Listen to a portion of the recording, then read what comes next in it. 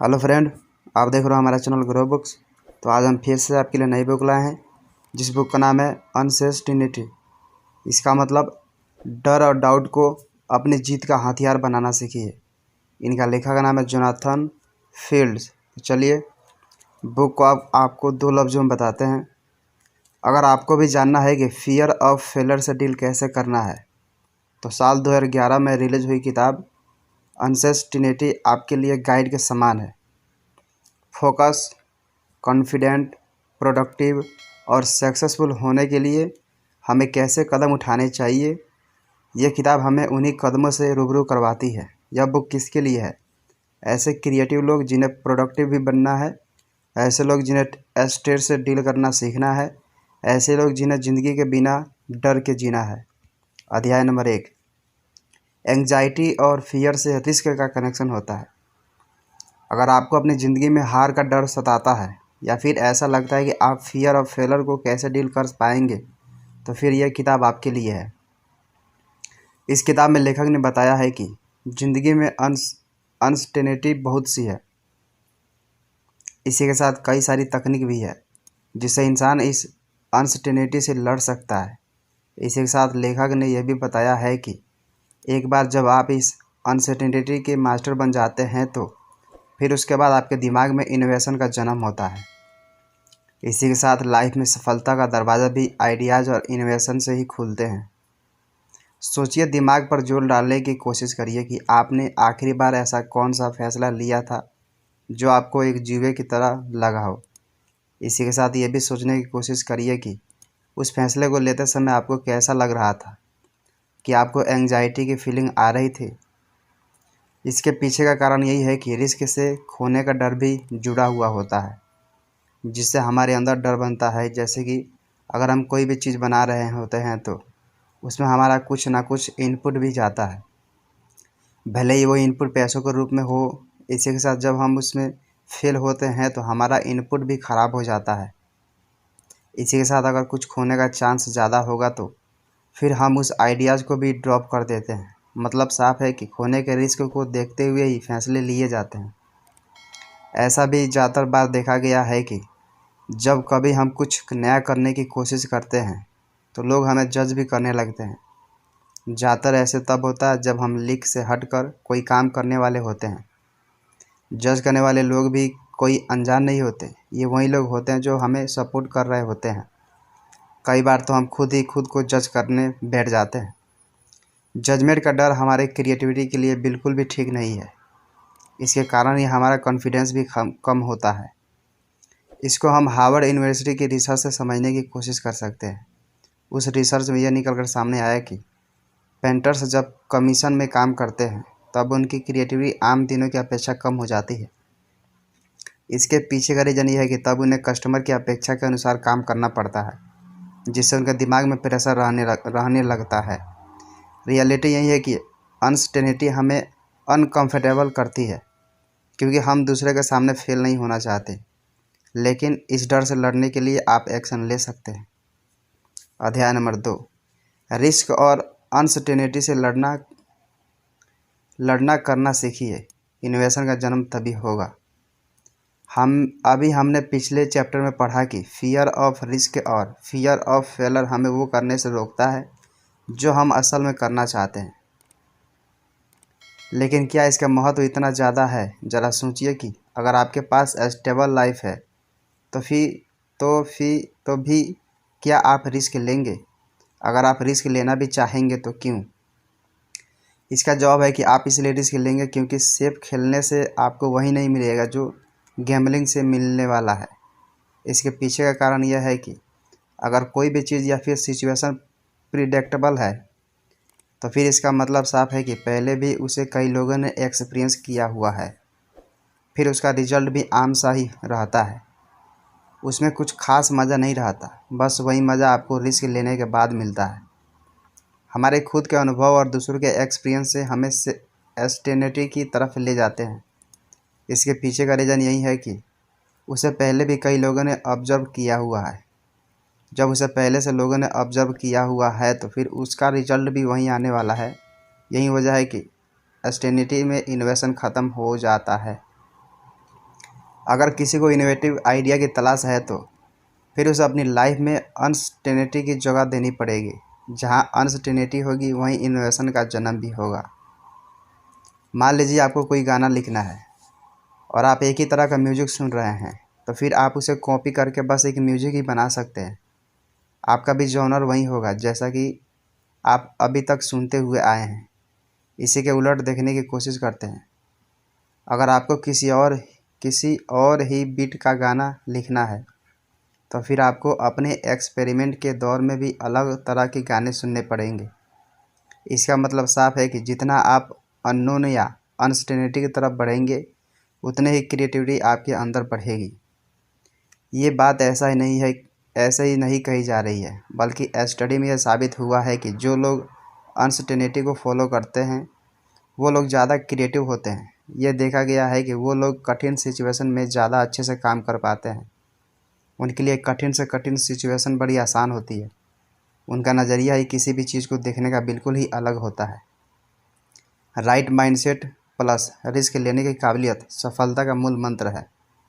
ऐसे इनोवेटर्स के बारे में आपने भी सुना होगा कि जो नए इनोवेटिव आइडिया के ऊपर इन्वेस्ट करते हैं उन्हें कुछ भी हार जाने का डर ही नहीं होता। उनका स्वभाव ही पूरा गैम्बलिंग वाला होता है, लेकिन फिर भी वो लोगों को मोटिवेट कर लेते हैं उन्हें सपोर्ट करने के लिए। आखिर इतने रिस्क के बाद भी वे लोगों को कैसे मना लेते हैं। अनसर्टेनिटी से इनोवेशन, क्रिएटिविटी और नोवेल्टी का जन्म होता है। जब भी कोई अपने आप को पुश करता है तो इसका मतलब साफ है कि वो करेंट सिचुएशन से संतुष्ट नहीं है और उसे इम्प्रूवमेंट चाहिए। इसलिए अगर कोई रिस्क लेना चाहता है तो इसका मतलब साफ है कि वो कुछ नया ट्राई भी करना चाहता है। पैसों और इज्जत को दांव में लगाना तभी व्यर्थ है जब आप बस खुद के लिए ही नहीं बल्कि दूसरों के लिए कुछ वैल्यू क्रिएट करने की कोशिश करिए। अगर आप ऐसा करते हैं तो फिर लोगों को भी आपकी मेहनत नज़र आती है। इसी के रिवार्ड्स के तौर पर वो आपको ऊपर विश्वास करते हैं और आपका सपोर्ट करते हैं। ग्रेट आइडिया को ज़मीन पर लाने के लिए क्राउड फंडिंग भी की जा सकती है। इसको एक एग्जाम्पल के तौर पर भी पेश किया जा सकता है। इसके तहत लोग देख सकते हैं कि कैसे जनता भी ग्रेट आइडिया को सपोर्ट करती है। इसलिए कभी भी रिस्क लेने से डरना नहीं है। क्राउड फंडिंग को लेकर एक बच्चे ने एग्जाम्पल सेट कर दिया। उसका नाम बयान था।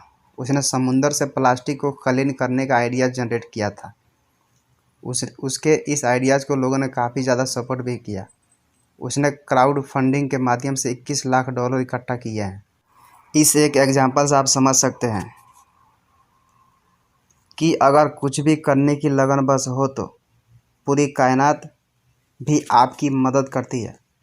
बस लोगों को आपके अंदर इनोवेशन और जज्बा नज़र आना चाहिए। ऐसा कब होगा? ऐसा तब होगा जब आप रिस्क लेना सीखेंगे। रिस्क लेने के साथ ही साथ आपको सही माइंडसेट के महत्व को भी समझने की कोशिश करनी है। बिना सही माइंडसेट के रिस्क लेने का कोई भी फ़ायदा नहीं होने वाला है। तो फिर अब यह सवाल उठता है कि हम उस माइंडसेट में कैसे पहुँचे जहाँ से हम अनसर्टेनिटी की राह को पा सके।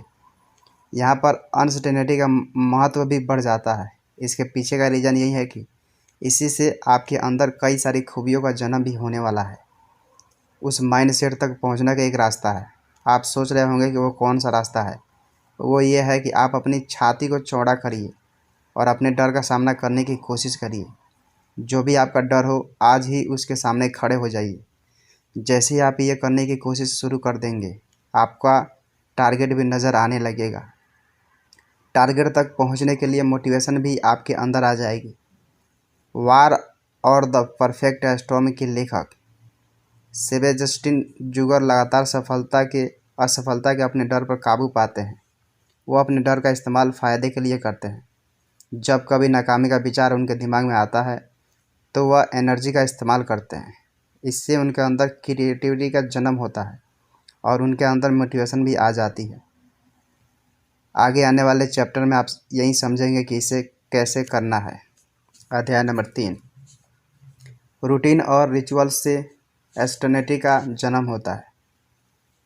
जब कभी भी किसी भी काम की डेडलाइन पास आती है तो आप क्या करते हो सकता है कि आप दिन रात ज़्यादा से ज़्यादा काम करने की कोशिश करते होंगे। ये भी हो सकता है कि आप दोस्तों से मिलना बंद कर देते होंगे। आप सोचते होंगे कि ऐसा करने से आपका काम समय से पहले ख़त्म हो जाएगा, लेकिन आपको बता दें कि इससे आपको ही तकलीफ़ होने वाली है। रिचुअल्स और रूटीन से स्टेबिलिटी और कंसिस्टेंसी आती है। मान लीजिए आप जिम जाते हैं, उसके बाद आप दोस्त से मिलते हैं और कॉफ़ी पीते हैं। अभी आपकी ज़िंदगी का एक हिस्सा हो चुका है। इससे आपको सुकून मिलने लगा है। इस तरह की रूटीन से हम शांत रह पाते हैं। इससे हमारा फोकस भी बढ़ता है। रिचुअल्स और रूटीन आपकी ऐसे कामों में फोकस करने में मदद करते हैं जिनमें प्रोसेस होता है। एग्जाम्पल के लिए, कोई ऐसा आदमी जो सुबह 5 बजे उठता है, जिम जाता है, फिर 1 घंटे फ़ोन पर बात करता है, उसके बाद वो ऑफिस जाता है। जब वो एक रूटीन फॉलो करता है तो उसका दिमाग उसका आदी हो जाता है। इस तरह की रूटीन उसकी मदद करता है क्योंकि उसके काम में क्रिएटिविटी का यूज़ ज़्यादा नहीं है। हो सकता है कि आपको हर बार अच्छा नहीं लगता होगा जब कोई दूसरा आपके काम में ओपिनियन देता हो, लेकिन ये बहुत ज़रूरी भी है। जब हम कभी दूसरे से रिव्यू पाते हैं तो उसे ही फीडबैक के तौर पर लिया जाता है। ये रिव्यू हमारे इम्प्रूवमेंट के लिए बहुत ज़्यादा ज़रूरी होता है। अगर आप नए सोडे का निर्माण कर रहे हैं तो फिर यह बहुत ज़्यादा ज़रूरी हो जाता है कि उस सोडे का टेस्ट लोगों को कैसे लग रहा है। इसके लिए आपको उनसे पूछना ही पड़ेगा। लेकिन यहाँ अब सवाल ये उठता है कि आखिर फीडबैक इतना ज़रूरी क्यों है। इसके पीछे का रीज़न यह है कि इसके बिना हम अनसर्टेनिटी को फेस करते हैं। एग्जाम्पल ये हम समझते हैं कि अगर कोई प्रोडक्ट बिना कस्टमर रिव्यू के लॉन्च कर दिया जाएगा तो इसके बाद बहुत ज़्यादा चांस है कि वो मार्केट में आते ही काफ़ी बुरी तरह से फ्लॉप भी हो जाएगा। इसलिए प्रोडक्ट के डेवलपमेंट के समय ही कस्टमर का फीडबैक मिलने से प्रोडक्ट की क्वालिटी बेहतर होती है। इसलिए अगर आप सोडा बनाना चाहते हैं और आप ये सोचते हैं कि बिना फीडबैक के ही आप उसे मार्केट में लॉन्च कर देंगे तो फिर आप अपने पैसे में आग लगाने का काम कर रहे हैं।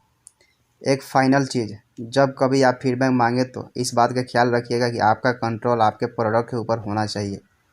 दूसरे का ओपिनियन आपको गाइड जरूर कर सकता है, लेकिन अल्टीमेटली आप ही जानते हैं कि बेस्ट क्या है। अध्याय नंबर 4, मेंटल और फिजिकल एक्सरसाइज से हमारा ब्रेन फंक्शन बेहतर होता है। आपने अब तक वर्ल्ड ऑफ अनसर्टेनिटी को पढ़ लिया है, तो अब हम समझने की कोशिश करते हैं कि हम उस वर्ल्ड को जीतेंगे कैसे।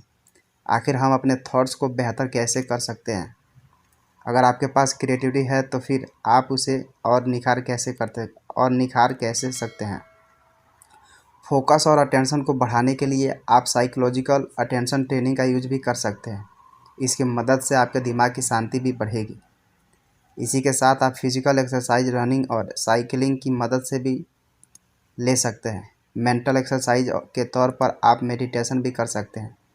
ये सब प्रैक्टिस काफ़ी ज़्यादा इनफेक्टिव भी है। इससे आपकी मानसिक क्षमता में बढ़ोतरी होगी, साथ ही साथ आपका शरीर भी स्वस्थ रहेगा। मेट्रोपॉलिटन यूनिवर्सिटी में हुई शोध से ये बात सामने आई कि जिस दिन किसी भी कंपनी में काम करने वाले लोग किसी भी खेल या एक्सरसाइज में हिस्सा लेते हैं, उस दिन उनका मूड बाकी दिनों से अच्छा रहता है। इसी के साथ ही साथ इसका पॉजिटिव असर उनके काम में भी नज़र आता है। इस शोध में यह निकलकर सामने आया कि मेंटल हेल्थ से ही इंसान क्रिएटिविटी का भी संबंध होता है। जितना अच्छा इंसान का दिमाग होगा उतनी ही बेहतर उसकी क्रिएटिविटी भी होगी। इसलिए अगर आपको भी अपनी क्रिएटिविटी को बढ़ाना है तो सबसे पहले अपने मेंटल हेल्थ की ओर ध्यान देने की कोशिश करिए। फिजिकल एक्सरसाइज में आप एक चीज़ ऐड कर सकते हैं, वो ये है कि सुबह सुबह आप दौड़ लगाने की कोशिश करिए। अगर आप ऐसा करेंगे तो फिर आप खुद ही ऑब्जर्व करेंगे कि आपके दिन की शुरुआत ज़्यादा एनर्जी के साथ हो रही है। इसी के साथ ये करने से आप इमोशनल भी ज़्यादा मजबूत बन जाएंगे। इस तरह की चीज़ों में समय लगाना पूरी तरह से वर्थ है। इसके बाद आप खुद ऑब्जर्व करने लगेंगे कि आपका काम ज़्यादा बेहतर होने लगता है। क्या आपको अभी नहीं पता है कि आप सही कर रहे हैं या फिर नहीं? क्या आपको अभी भी फेल होने से डर लग रहा है? तो फिर से सवाल करिए कि आपके अंदर मोटिवेशन कहाँ से आ रहा है। इसके लिए आपको अपनी सिचुएशन को रियलिस्टिक ढंग से देखने की कोशिश करनी होगी। आपको ये देखना होगा कि आप जो काम कर रहे हैं वो आपके लिए कितना उपयोगी है। मान लीजिए कि आपने किसी जॉब की शुरुआत की है, अब आप उसे छोड़ने के लिए स्ट्रेस में है, तो फिर कुछ सवाल करिए आप खुद से। आप इनसिक्योर क्यों है? क्या आपको फेल होने का डर है? क्या आपको कंफर्ट जोन में वापस जाना है? इस सवाल के जवाब से आपको पता चलेगा कि आखिर आप चाहते क्या हैं। इसी के साथ ये भी जानना ज़रूरी है कि क्या आपका काम आपकी ज़िंदगी में असर डाल रहा है। क्या आपका काम आपकी ज़िंदगी में असर डाल रहा है। कई बार ऐसा होता है कि क्रिएटिव काम में बहुत ज़्यादा एनर्जी की ज़रूरत होती है, जिसका असर हमारे शरीर में दिखने लगता है। इससे बचने के लिए अपने व्यस्त शेड्यूल में से कुछ समय दोस्तों और परिवारों के लिए निकालने की कोशिश करिए। इससे आपका दिमाग भी शांत होने लगेगा। अगर आप अपने काम से नाखुश रहने लगते हैं तो फिर अब समय आ गया है कि आप उसे रिफ्रेम करने की कोशिश में लग जाइए। ये कोशिश करिए कि आपकी नाखुशी के पीछे का रीज़न आखिर क्या है। ये भी पता करने की कोशिश करिए कि आप सबसे ज़्यादा खुशी आपको किस काम को करने में मिलती है। क्या आपको अंदर से मोटिवेशन आता है। अगर नहीं आता तो फिर कुछ समय या दिन खुद को दीजिए। शायद आप असलियत से दूर चले गए थे। रियलिस्टिक अप्रोच को फॉलो करने की कोशिश करिए। अध्याय नंबर 5, मेंटल एक्सरसाइज से आप फियर ऑफ फेलर को हैंडल कर सकते हैं। हम सभी को पता है कि फियर ऑफ फेलर कितना खतरनाक होता है। इससे बचने के लिए हमें अपने माइंडसेट को बदलना पड़ेगा। हम में से ज़्यादातर लोगों का माइंडसेट फिक्स होता है। हम सिचुएशन से ही जल्दी हार मान लेते हैं। हमें यह लगने लगता है कि अब इसका कोई यूज नहीं है, अब कुछ अच्छा नहीं हो सकता, फिर हम उस काम से हार जाते हैं। इससे बचने के लिए हम ग्रोथ माइंडसेट का यूज कर सकते हैं। इस माइंडसेट की मदद से हम अनसर्टेनिटी को भी समझ सकते हैं। यह माइंडसेट हमें सॉल्यूशन की तरफ लेकर जाता है। इसकी मदद से हमारे अंदर क्विट करने की आदत भाग जाती है। हमें हर सिचुएशन का पॉजिटिव साइड नज़र आता है। इसकी वजह से हमारे अंदर संघर्ष करने के जज्बे का जन्म होता है। अब यहाँ सवाल ये उठता है कि फियर ऑफ फेलर का क्या करें, उसे कैसे भगाएं, उसे डील किया जा सकता है। कुछ एक्सरसाइज हमारी मदद कर सकती है। याद रखिए कि अगर आप फेल हो जाएंगे तो भी उम्मीद की लहर से उड़कर खड़े हो जाएंगे। ये भी याद रखिए कि ज़्यादा से ज़्यादा क्या होगा, सब कुछ हार जाएंगे, लेकिन उसके बाद आप फिर से खड़े हो सकते हैं। इसलिए फियर ऑफ फेलर को कभी भी खुद के ऊपर हावी ना होने दीजिए। इसी के साथ ये भी सोचिए कि क्या होगा अगर मैं कामयाब हो गया तो। कामयाबी उसी के पास जाती है जिसके पास उसे पाने के लिए लगन और जज्बा होता है। कुल मिलाकर अनसर्टेनिटी एक ऐसी चीज़ है जिससे हम सभी डरते हैं, लेकिन यह क्रिएटिव लोगों के लिए बहुत ज़रूरी भी है। कुछ टेक्निक की मदद से और एक्सरसाइज की मदद से हम एंग्जाइटी से लड़ना सीख सकते हैं। ज़िंदगी में सब कुछ हार जाने का हौसला भी होना चाहिए। याद रखिए कि सब कुछ हार भी जाएंगे तो भी आप रहेंगे। आप फिर से सब कुछ और बेहतर बना सकते हैं।